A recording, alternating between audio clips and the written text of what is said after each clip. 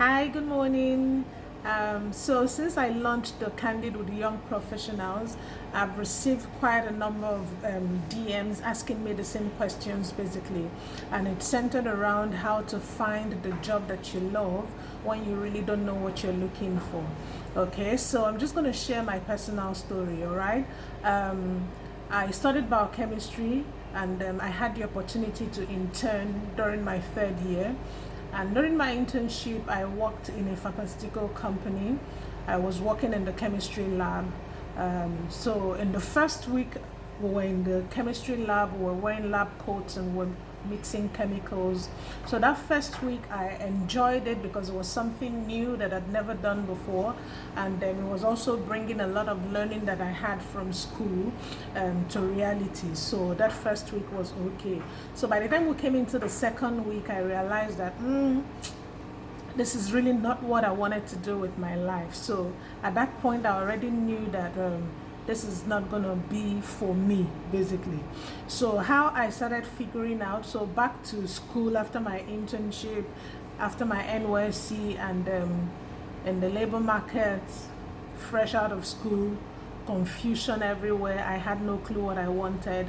So basically I had four things that I have identified that were the deciding factors for me. Okay, so number one is identify what you do not want. So me working in the chemistry lab mixing chemicals, I knew that was what I did not want. If I had had other experiences, okay, during my internship that was not in the lab, maybe my situation would have been different.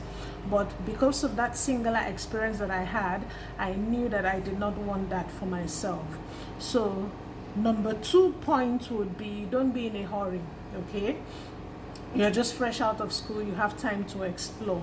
All right, so don't be in a hurry to settle for anything. Explore as much as you can. Then number 3, be hopeful and keep an open mind. All right, so being hopeful and keeping an open mind kind of takes us back to number 2, where you have to explore. Okay, for me, my journey started as a personal assistant. I did that job, then I moved on to customer service, and I moved to administration, to procurement, to business development, and finally to HR. Okay, so that was me exploring basically different functions to find what would suit me. Then number 4, pay attention to what excites you.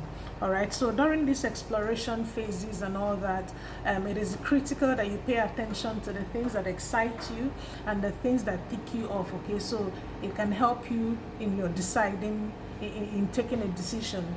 So number 1, identify what you don't want. Number 2, don't be in a hurry. Number 3, be hopeful and keep an open mind. And number 4, pay attention to what excites you. Okay, so I'm sure if you apply these to your situation, you may finally find what you would love to do, because I finally stumbled onto HR, and HR was it for me. Okay, because it excited me in ways that I cannot explain to you. All right, so at the end of the day, when you have made a decision on what path to follow, you may have a tendency to feel that, okay, so now that I'm here, what am I supposed to do? So basically my advice to you is let go of every limiting beliefs, because you tend to have that a lot, because it's a new journey that you are starting. So let go of every limiting beliefs. You can do it. Nobody was born a genius. So you start your learning plan, find coaches, find mentors to guide you and help you through, and then you will succeed. As long as you are willing and able to do the work that is required of you, you will definitely succeed. So I hope these tips help you, and I hope that you have learned 1 or 2 things from it.